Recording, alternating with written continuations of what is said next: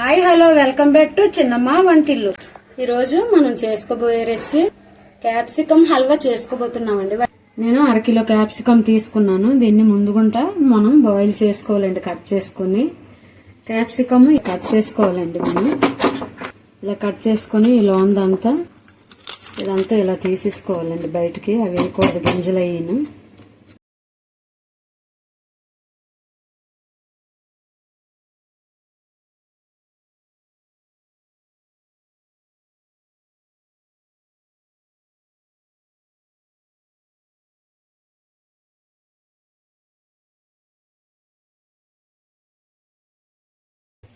మీరు కూడా ఒకసారి ఇలాగా ట్రై చేసి చూడండి. మళ్ళీ మళ్ళీ చేసుకు తింటారు.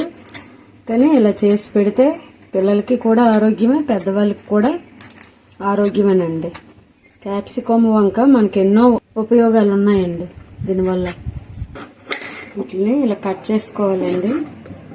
ఇలా కట్ చేసుకొని ఒక బౌల్లో వేసుకొని బాయిల్ చేసుకోవాలండి. మనం ఇలాగా కట్ చేసుకున్నాం కదండి, ఇలాగా గిన్నెలో వేసుకోవాలండి. మునిగేంత వరకు మనం వాటర్ వేసుకోవాలండి. క్యాప్సికమ్ బాయిల్ అయిందండి.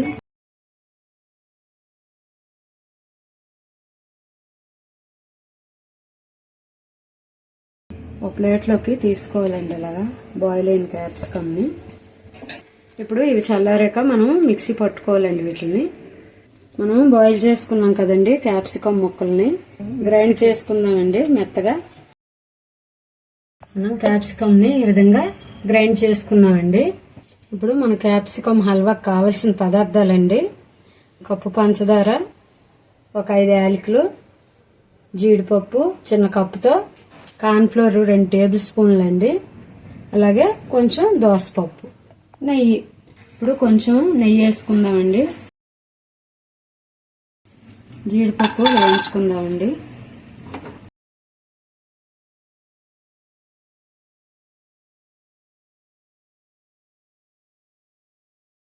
మరీ డార్క్గా వేయించుకోక్కర్లేదు. క్యాప్సికమ్ పేస్ట్ని వేసుకుందామండి.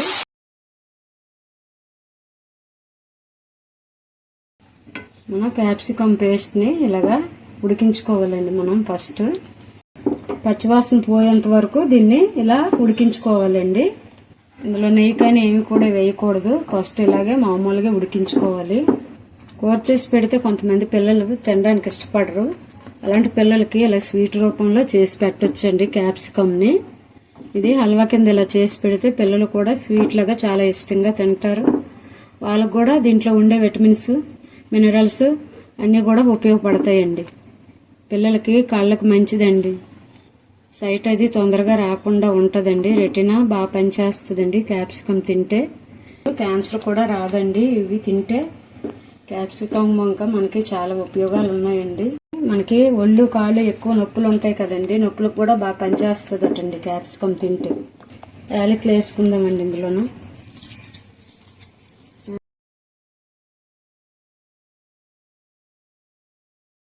ఇప్పుడు ఇందులో 2 టేబుల్ స్పూన్లు నెయ్యి వరకు వేసుకుందామండి.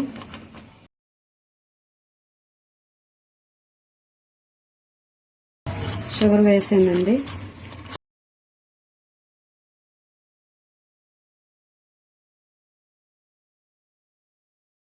కార్న్ఫ్లోర్లో వాటర్ వేసుకుని ఇలాగా వాటర్ వేసుకుని కలుపుకుందామండి.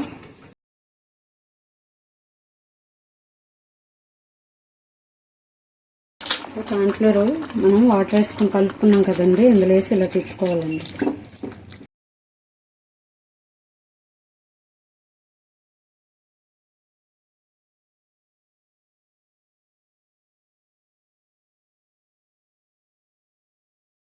మనం మంట సిమ్లో పెట్టుకొని ఈ హల్వాని ఉడకనివ్వాలండి.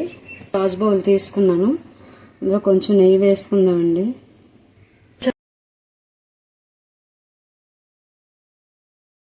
గార్నిష్ చేసుకుందాం జీడిపప్పు వేసుకొని. గార్నిష్ చేసుకోవడానికి జీడిపప్పులు ఇలా పెట్టుకున్నామండి అడుగున.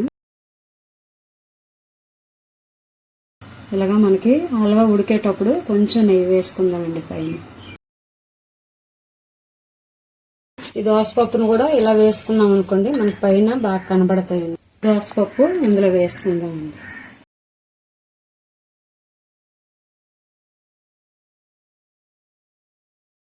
హల్వా రెడీ అయిందండి. చూడండి, ఇలా రావాలి మనకి హల్వా. చూసారా? స్టవ్ ఆఫ్ చేసుకున్న తర్వాత ఒక బౌల్లోకి దీన్ని తీసుకుందామండి. ఇప్పుడు ఇలాగా బౌల్లో వేసుకుందాం మనం హల్వాని.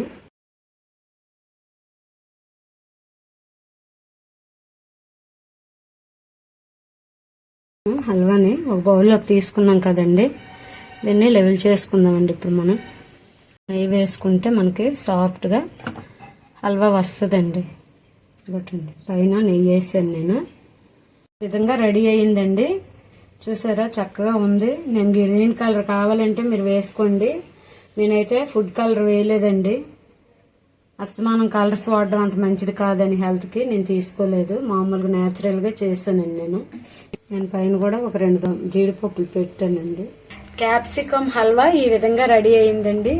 చూసారా, గట్టిపడిపోయింది. ఇప్పుడు డీమోల్ చేసుకుందాం మనం.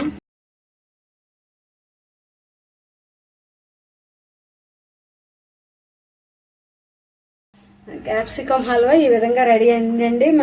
మా ఛానల్ మీకు నచ్చినట్లయితే లైక్ చేయండి, షేర్ చేయండి, సబ్స్క్రైబ్ చేసుకోండి, గంట సింబల్ నొక్కండి. మా నోటిఫికేషన్లు మీకు వస్తాయండి. థ్యాంక్ యూ ఫర్ వాచింగ్ చిన్నమ్మ వంటిల్లు.